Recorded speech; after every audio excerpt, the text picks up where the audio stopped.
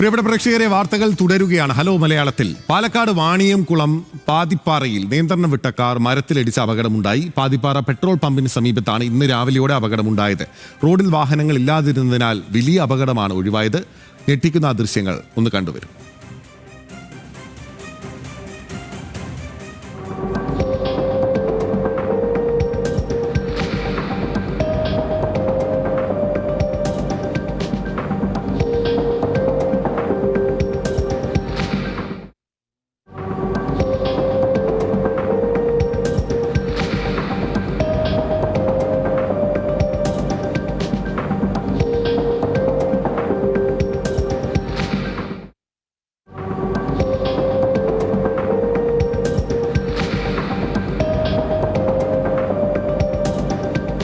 ഈ വാർത്തയുടെ കൂടുതൽ വിശദാംശങ്ങളുമായി അജിത് ബാബുവാണ് നമുക്കൊപ്പം തത്സമയം ചേരുന്നത്. അജിത്ത്, വലിയ അപകടമാണ്.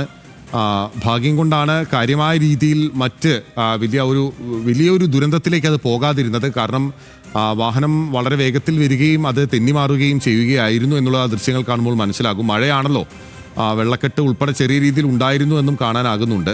എപ്പോഴായിരുന്നു അപകടം ഉണ്ടായത് അജിത്ത്? ബിന്നിൽ, ഇന്ന് രാവിലെ 6:30 കൂടിയാണ് ഈ അപകടം ഉണ്ടാകുന്നത്. വളരെ വേഗത്തിൽ വരികയും മരത്തിലിടിച്ച ശേഷം റോഡിലൂടെ വാഹനം തിരിഞ്ഞ് കറങ്ങി പോകുന്നത് പോലെയാണ് നമ്മൾ കാണുന്നത് ദൃശ്യങ്ങളിൽ തന്നെ. അതിനുശേഷം പോയി ഡിവൈഡറിൽ പോയി ഇടിച്ചാണ് ഈ വാഹനം നിൽക്കുന്നത്. ഈ റോഡിൽ ഈ സമയത്ത് കാര്യമായ വാഹനങ്ങളൊന്നും ഉണ്ടായിരുന്നില്ല. സാധാരണ ഈ പ്രദേശത്തൊക്കെ ധാരാളം വാഹനങ്ങൾ എപ്പോഴും ഉണ്ടാകുന്നതായിരുന്നു. പക്ഷേ ഈ രാവിലെ 6:30 ആയതുകൊണ്ട് തന്നെ അധികം വാഹനങ്ങളൊന്നും ഉണ്ടായിരുന്നതുകൊണ്ടാണ് വലിയ അപകടം ഒഴിവായത്. ഇതാണെങ്കിൽ ഈ അപകടത്തിന്റെ CCTV ദൃശ്യങ്ങൾ കാണുമ്പോൾ തന്നെ ബിന്നിന് സൂചിപ്പിച്ചുകൊണ്ട് നമുക്ക് പേടിയാവുന്ന ദൃശ്യങ്ങളാണ്.